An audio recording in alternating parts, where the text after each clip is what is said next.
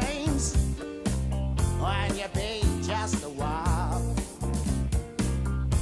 You said I might as well come in and sit and wait a bit. Then you turn left with a smile. We were gone around 2:30, hit it down to 25. Oh Lord, just to be with you. I said I felt like what you call man alive. Amy, why, tell me why. Oh yeah. Amy, why, oh why. Oh yeah. This has never happened before. It may never happen again. I haven't felt this happy since I don't know when. Oh no.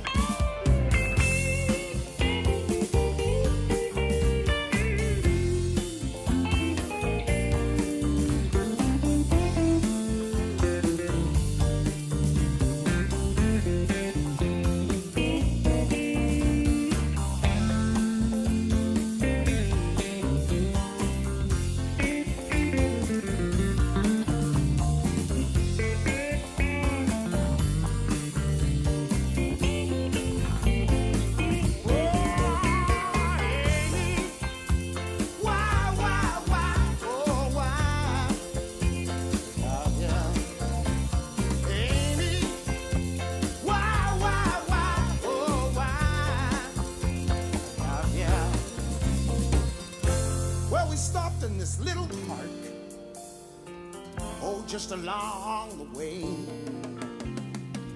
And all the children and grown-ups were gathered round. Something was going on. It was one of them bright sunny days. Punch and Judy were doing their thing. Let's get pop, let's go. Oh, Lord, just to see you smile, I gotta let you know.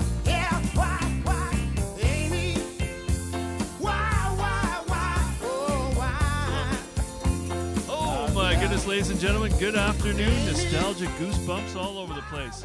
My name is Bill Levity. Welcome to the Duncan Showroom and Eugene Smith's Tales and Travels. This is edition number 20, we figure. No, 21 now, Bill. Oh, if somebody could keep count. Is this 21? It's 20? 20 says 10. I'm ahead of a show. You're ahead of yourself. I know. Oh, and that was Amy from 1981 with Eugene Smith and the warm-up band. 81, you figure, Gene? How you doing? Yeah, I think it was around there. It made number 12 in Leamington, Ontario. Leamington, Ontario. And you began to tell a story. No, I don't want to interrupt your flow today, but you began to tell a story of maybe a missed opportunity with the warm-up band. What happened there? Well, we were really, really close to becoming a household name. The band was a very good band. And then it just started to break up, you know. Personalities? It could be personalities. It just started breaking up and people started leaving. And then I think it was 20 years or 30 years later, the guitar player came to me and we were talking about it because I had said that to him and about us becoming a household name, and he said I was right. He says, now I see what you mean, you know, like now we understood. 20 or 30 years later, he picked up on what I was talking about. Well, hard to keep a band of strong personalities together and people heading in different directions, I guess. Oh, yeah, that happens. So how you been keeping? I'm doing fine. I'm just hanging in. I was saying to some people how doing all the shows that we've been doing, I have to listen to my CDs all over again. It's like a refresher course so I can get new material. That's good, eh? Relearn. Yeah, it's good. Keeps the old gray matter happening here. Indeed, you know, keeps you sharp. Yeah. Well, that was a great show last week with Chris Whiteley. Having a good friend and such a wonderful talent and a good guy in. He and his partner, Diana, you guys have been hanging out a bit. And, it was kind of a really relaxed, interesting show, I think. Mm-hmm. Chris said he had really enjoyed himself, how relaxed he was. He just loved it, yeah. Nice. We're lucky to have him in the Valley, and I think they're staying for a while. Uh-huh. I think so. They may go back to Toronto for a little while and then move here permanently. They're Wow. talking that way. That's great. Yeah. And next week, we're looking forward to another refugee from Ontario, Mr. Paul Rozelle, longtime entertainer, songwriter in the Valley, and personality. Poker player, don't forget. Poker player, one of our poker crew. That's right. Special status to the poker crew. So, what are you thinking of? What do you got for us to start off? Well, I thought I'd start with a tune that you were saying is one of Ron Canty's favorites. Ron the Banker Canty. He is the banker, He's isn't the he? banker. Called Superheroes.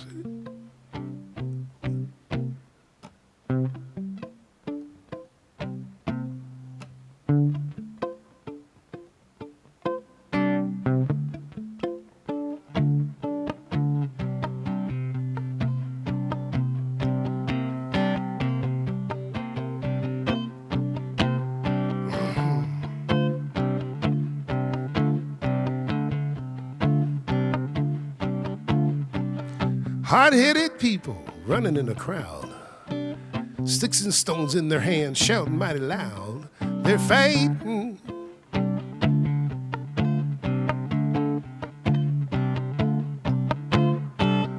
Oh, people seen it coming, they've seen it before. Young children looking out from behind locked doors. It's frightening.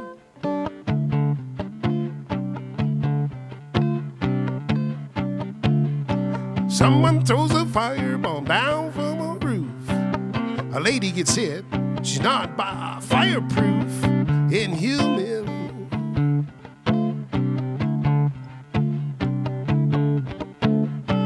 Real bullets, rubber bullets don't make a damn. They all do their damage when shot at a man. Oh, disgusting.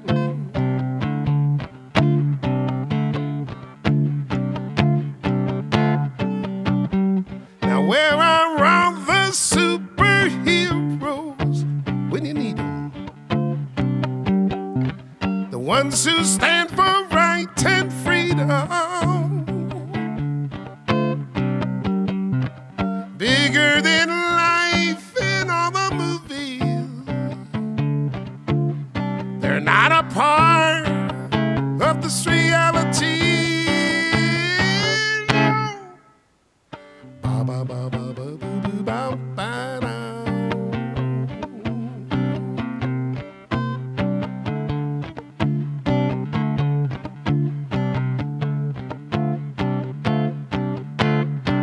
Ba ba ba ba ba boo doo da ba da.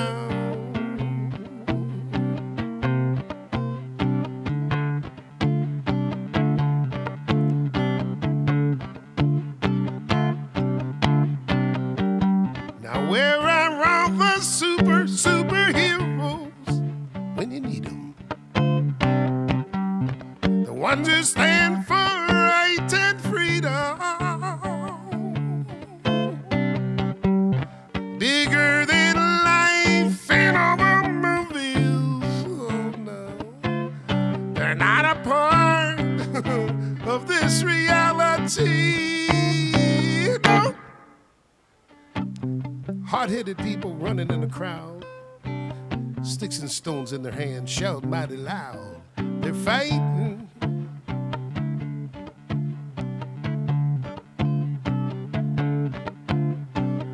Oh, people seen it coming, they've seen it before. Young children looking out from behind locked doors. It's frightening.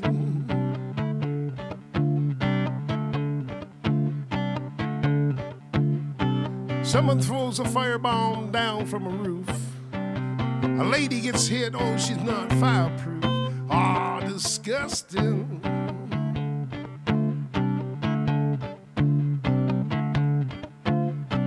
Real bullets, rubber bullets don't make a damn. They all do their damage when shot at a man.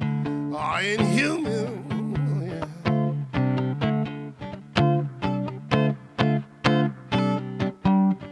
Where are all the superheroes when you need them? The ones who stand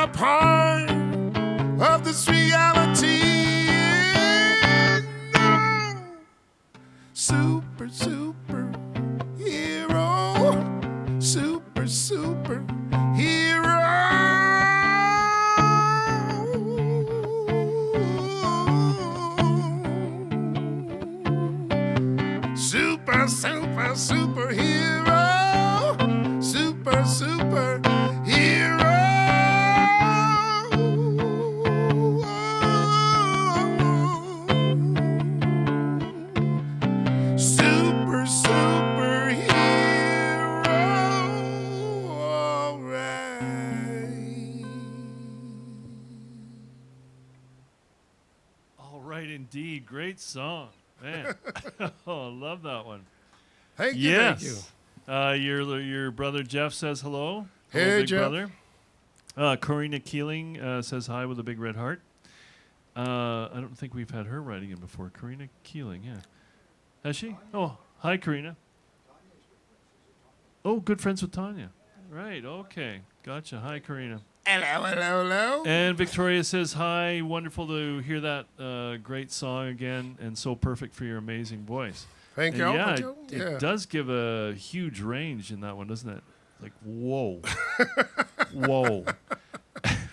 Jeff says, perfect protest song. What the heck does he mean by that guy? Oddly, there is kind of political elements in that, isn't there, about violence and things like that. It was one of those evenings when I wrote that song when I was upset with the world. Well, I like how you just kind of touch on it and make the listener think about it without beating it to death, which is a good way to approach it. Yeah. Nice. I just those wanna are all the mention- notes so far. Hold on a sec. I just want to mention, too, Oh. because you can't see Facebook from there, Billy, but Namira Rose, who is a local musician from the Cowichan Valley Grassroots Orchestra, is watching. Says, always a treat to hear Mr. Smith. Numera, hi. And Gary Richardson says, the always amazing Mr. Eugene Smith. There you go. So Facebook, we're streaming on Facebook as well, and they can And YouTube. comment too. Yeah, That's neat. but you can't see the Facebook part, only I can. You guys are super techno-savvy at this place. John goes, don't you know it? Don't you know it? Oh, wait. Incoming, Seth Godby. What a great way to test some new speakers. There you go. He's obviously cranking up the show. Yeah, he just opened a new little shop down the street for his technology business. He's an IT guy, so if you need help. Nice. This is a local guy, Seth Godby, and apparently Yeah. we can send out our technical needs to Seth. He's where the cigar shop used to be, or the tobacco. Oh, yeah. Right here yeah. on station. Behind us on Ingram. On No, Kenneth, okay. Kenneth, yeah. Oh, yes, that's that store. Right on, Seth. We'll come and see you. We always have technical needs. How are you doing, Bill?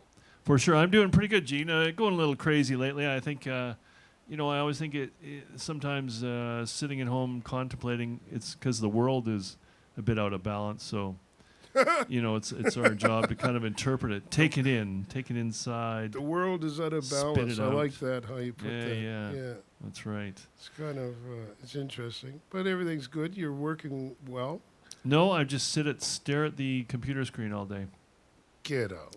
I do. It's one of those ruminative periods I go into where you think you're doing nothing, but actually something is brewing. You never know what's brewing. Oh, we got another one. Oh, hold it. He's saying, yeah, technical needs. That's right on. What's the business called, Seth? Yeah, I can't remember. Technology Solutions. What is it? Technology Solutions. Technology Solutions on Kenneth Street. Yeah. Nice. And Right on. if you need your SHIT fixed, S stands for, what's S, Seth? Seth? H is something, I is internet, and T is technology. Very good. Anyway, he does a bunch of stuff. Perfect. Wow. Well, okay, let's move on then. Let's move on. Let's keep it rolling, keep Rock the and show roll. rolling, because, rock and rolling. I was going to talk tonight just a little bit about everybody goes back, if you can go back to when you were very young, when you were 2, 3, 4, or 5 years old. And if you can remember things that happened to you during that period in your life. And I just thought I'd throw some things at you tonight that I remember when I was 3, 4, 5 years old. And you must have a few of them too, eh, Billy, where you can remember some things that happened to you? I've got some interesting early memories. I was born in Stratford, Ontario, in this spooky old house. Yeah, so I got a few good ones. Yeah. So I'll start when I was, I guess maybe 3 or 4, around there. And my love for via rail train riding is, well, I just love the trains. But anyways, I remember my father picking me up one day and taking me up to the roundhouse in Mimico, where we lived. We lived on Hay Avenue Street. And so he took me up to the roundhouse where all the trains were. And I put me on his shoulder. And I remember him taking me up there. And right up to the engine, one of the engines, right? It was like a monster to me. It was like huge, You're just 3 or 4 years old. And then he raised me up, and the engineer got a hold of me and pulled me inside. And I remember that's all I remember, except I don't remember what it looked like inside, but I remember being pulled up into this big, huge monster of a train engine. And then later on, when I got older, my love for riding on via rail, just taking trains anywhere, I always wondered why I had this fascination for it. And then I think that's probably why at 3 I actually was in one, in an engine. And when I was also 4 years old, I used to hang around with this one kid, and I remember that we were in an alleyway one day, and there was an old tin can. And I picked the tin can up, and the top of it hadn't come right off, but I didn't know how sharp these things could be. And I remember I was trying to get that top of the can off the tin can, and I sliced my finger really, really, really good. I mean, like it was pretty good, a pretty good cut. And from that day on, I've always been careful of tin cans. And you didn't become a hobo. And I didn't become a hobo, no. That was when I was 3 and 4. When I was 5 years old, I was 4, going on, I guess must have been going on 5 because I went into kindergarten at 5. My brother, one of my younger brothers, John, he was the middle brother. He was a baby. He was sleeping in the carriage. And my father was on night shift, and I used to slip into bed and sleep beside my mother when he wasn't home. And this one morning, he was still at work, and I got up early, and I went out into the living room where my younger brother was sleeping, and he was just a baby. He was in the carriage. And he had one of those comforters, blue comforter, that was covering him. And I saw my mother's lighter there. And I thought, Jesus, if I lit this, it would go like one of those sparklers, like sparklers, that's what I thought. And so I did, I lit it. And of course it did exactly what I thought it would do. And whoosh, whoosh, whoosh, whoosh, whoosh, whoosh, this flame, it was like a sparkler, And then all of a sudden I realized, oh my God, so I put it out. But being only 4 or 5 years old, I thought I was really smart, so I turned it over so you couldn't see it. And I went back and I got into bed. Well, my dad came home and could smell the smoke, and then. But what happened was my dad never hit us or anything, but this time I guess he thought I needed a spanking, and he had this wooden stick above the entrance into the living room, and he always threatened to give me a spanking with it. And it had been up there so long, and he picked it up, and he reached for it. He put me over his knee, and he whacked me with it, but it was so dry that it just broke into 100 pieces. And I let out a yelp, but it didn't even hurt, but I yelled anyway just because he was, and my 2 parents were standing, and they started laughing. Nice. They started laughing because of what happened with the stick breaking into all these pieces, and so that was it. I was just given a good scolding. That was the end of capital punishment. That was the end of capital punishment, and the biggest thing that I ever did. Well, that's pretty big, but I think the most memorable one was at the age of 5 years old. 4 years old, I'm sorry. I had a tricycle, and a friend of mine, this other little kid I used to play with, we decided to go fishing. And so we got some sticks and some string and tacked it on, or however we did. We went down to the sewer. We went down to the sewerway in Mimico, and we were there all day. I mean, we were having a great time, and meanwhile, little did we know that our parents were going crazy. His parents and my parents were going just absolutely berserk. They had the fire department, the police department. They had the whole neighborhood in Mimico looking for us because they thought somebody had abducted us, And so here we come. So now here we come. We get tired and we're finished, and it's getting dark. So we decide to go home. We're riding up the street, and all these people are yelling and screaming at us. Oh, there they are, and the fire department people, And so my father says to me, he says, "Where have you been?" And I looked at my friend and I went, "We've been bishing." We were bishing.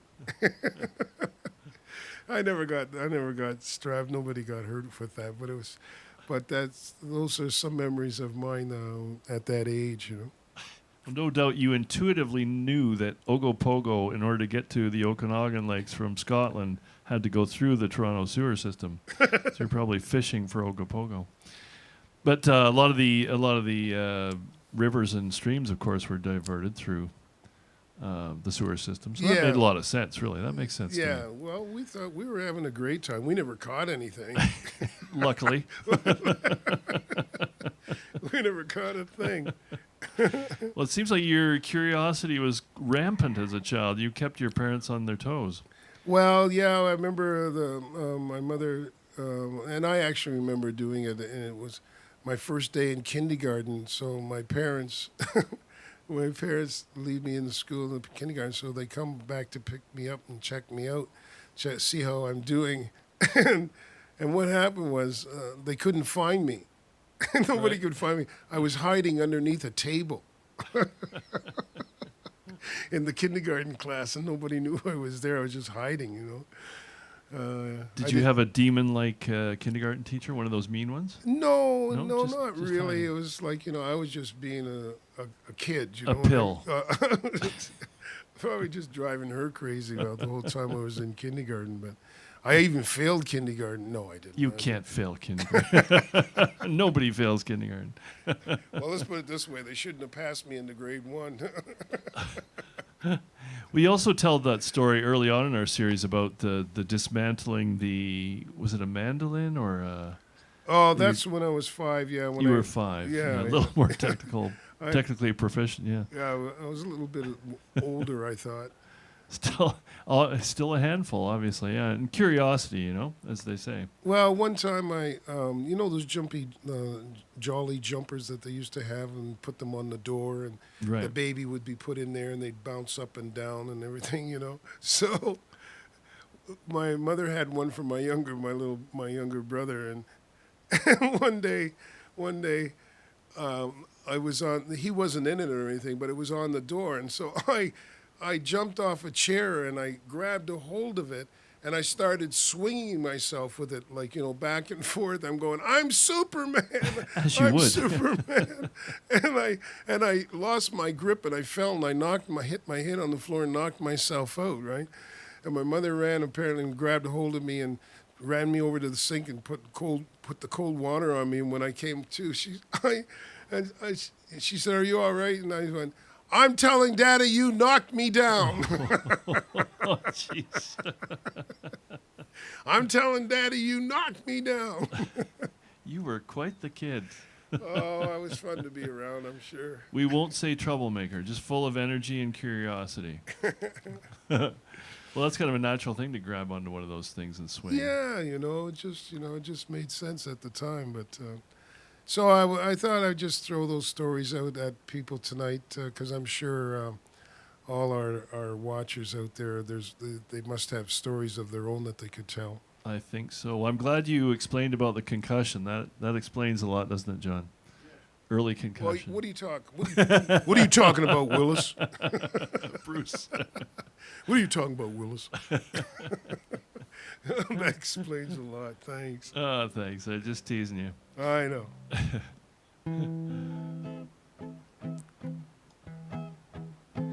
So, are we ready for one more song here? I think we're ready for a song. Yeah.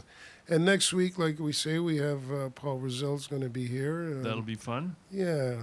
I told him to bring a few people with him if he wanted to. Probably bring his wife, maybe his son, and some COVID-friendly types. Some COVID-friendlies, yes. Somebody in his bubble. Bubble. Bubble. Bring your bubble. Okay, this is a tune that, excuse me, was written. You know George Robson? Do you remember George? Robison? Yeah, Robison? Robson. Oh, no. He lived in Ladysmith or Chemainus. He was a poet. He's a poet. Surprised he's never been to any of your nights, poetry nights. But anyways, he was looking for somebody to put music to one of his songs, one of his poems, I mean. And he went around to everybody in the valley, and then one day I got a phone call, and it was him, and he says, "You're my last choice." Oh, nice. He said, Flattering. "You're my last choice." Nice. I said, "Okay." So I said, as long as you give me some leeway to change a few things around, but keep the story the same, you know. But so it's called A Talking Chair, and this is, he wrote the poem about a friend of his who was going to AA, and he would fall off the wagon every once in a while. Right. And his friend would tell him how they used to have to sit in this chair, and they called it the talking chair, where you sit and you talk about yourself.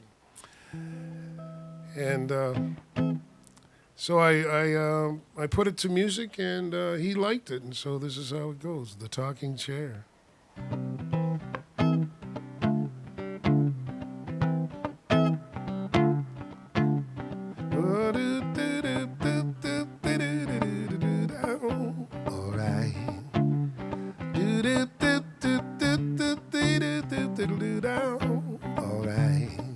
Well, I'm falling off the wagon now from loving too much wine. Well, it's 3 steps forward, 2 steps back, 1 step at a time. Now I've got myself a buddy, tried stepping in my shoes. He directed my feet from Lonely Street to Sunshine Avenue. Now listen to my story while I try to clear the air. It's truth night and I'm singing, got my soul to bear. Sitting in a talking chair, got my soul to bear. Talking chair, gotta clear the air. Talking chair, got mountains to climb. All right, all right.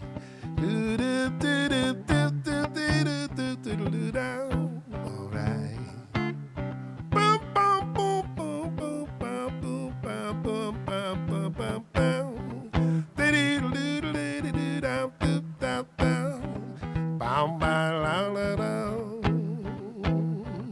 Now listen to my story while I try to clear the air.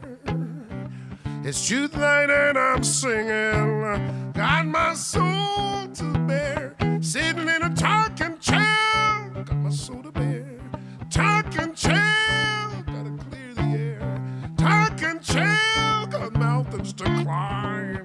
All right, all right. All right, all right.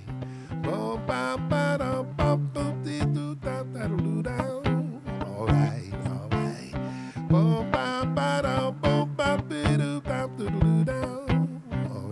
all right.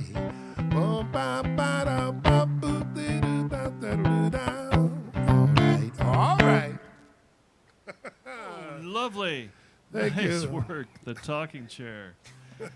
Thank you, everybody. Now, before we go, I'm going to quickly tell you my story, Gene, because you. Oh, yeah.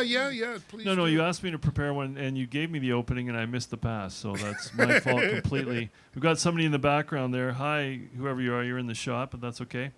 A man in a mask. And the reason was you talked about your train story, and it's kind of like experiences when we're young inform us when we're older.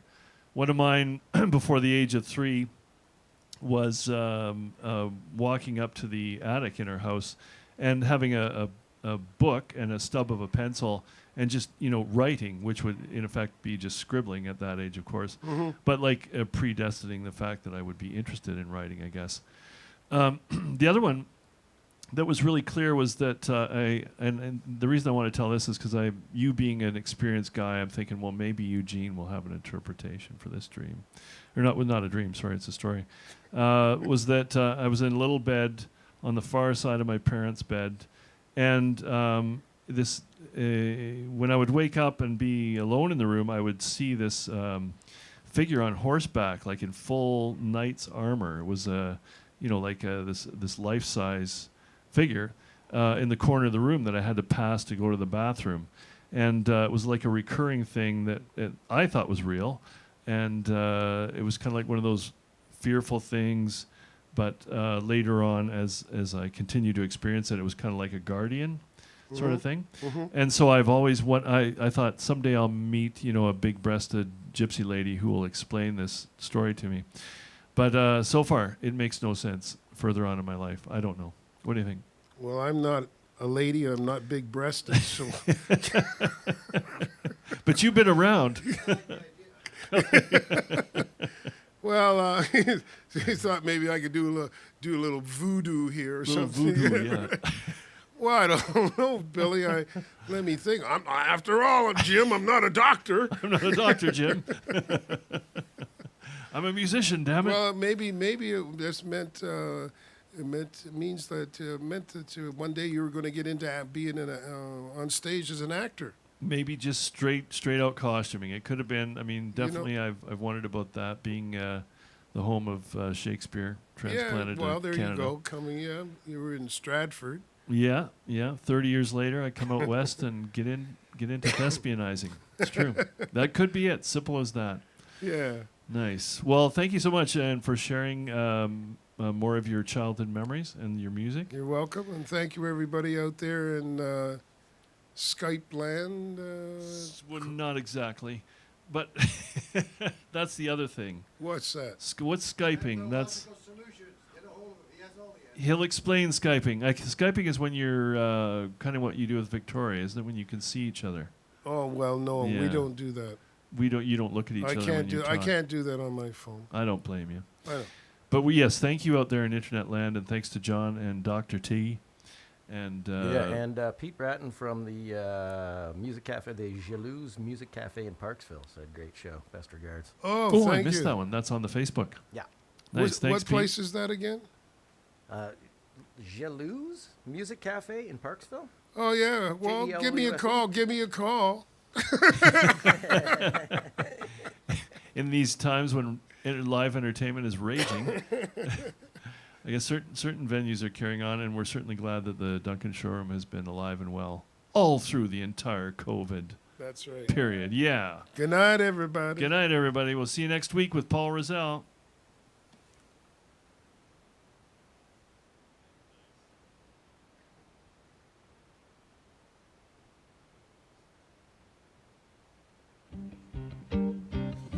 All right.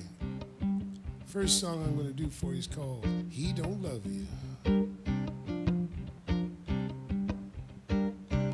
He don't love you like I love you. If he did, he wouldn't break your heart. He don't love you now like I love you. He's trying to tear us apart. Fare thee well, I know you're leaving for the new love that you found. Oh, the handsome guy you've been dating, I got a feeling he's gonna let you down. Because I say now he don't love you like I loved you. If he did, he wouldn't break your heart. He don't love you now like I love you. He's trying to tear us apart. He uses all the great quotation. He says all the things I wish I could say. Well, he's had so many, I'll rehearse, girl. To him it's just another game. Wait, I want to tell you now.